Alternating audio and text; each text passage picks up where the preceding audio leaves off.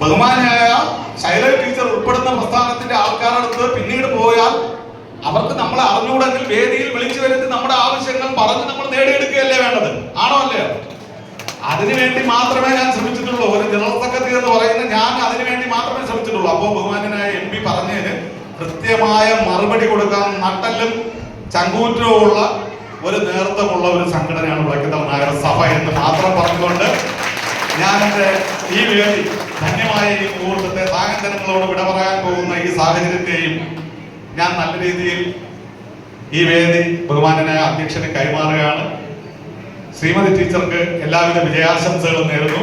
ബഹുമാനായ റഹീം നമ്മുടെ എൻ്റെ പ്രിയപ്പെട്ട ജില്ലാ സെക്രട്ടറി കൂടിയാണ്. അദ്ദേഹത്തെ ഞാൻ ഇന്ന് രാവിലെയും ബന്ധപ്പെട്ടു. അദ്ദേഹം KK രാജേഷുമായിട്ടുമൊക്കെ ബന്ധപ്പെട്ടു. ശ്രീമാൻ സോമപ്രസാദ് സാർ ബന്ധപ്പെട്ടിട്ടുണ്ട്.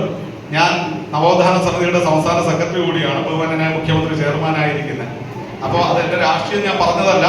നമ്മളെല്ലാ ഭാഗത്തും നമ്മുടെ ഈ സംഘടനയിൽ നിൽക്കുമ്പോൾ തന്നെ നമ്മൾ യഥാർത്ഥ നവോത്ഥാന മൂല്യങ്ങളെ ഉയർത്തിപ്പിടിക്കാൻ വേണ്ടിയിട്ട് കൂടെ പ്രവർത്തിക്കുന്ന ഒരു സമുദായ സംഘടനയോടെയാണ്.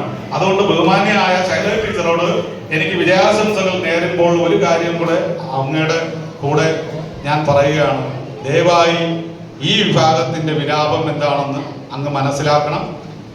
വരുന്ന കാലഘട്ടത്തിൽ ഈ വിഭാഗത്തിൽ നിന്നും ഒരാൾ നിയമസഭയിൽ ഉണ്ടാവണം.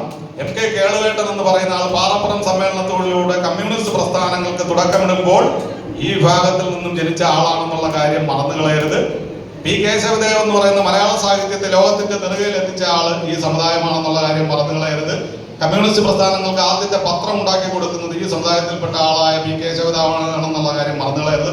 ബാലചന്ദ്രൻ ചുള്ളിക്കാടും അതുപോലെ സംഘടന മാഫിയ ശശിയും ADGP ശ്രീജിത്തും ഒക്കെ ഈ വിഭാഗത്തിൽ പറഞ്ഞ ഞങ്ങളെ ഇനിയെങ്കിലും അവഗണിക്കുന്ന ഒരു സാഹചര്യം വരരുതേ എന്ന് മാത്രം രണ്ട് കൈയും തൊഴുകയോടുകൂടി പറഞ്ഞുകൊണ്ട് ഞാൻ ഈ വേദിയിൽ നിന്ന് മാറുകയാണ്. നന്ദി.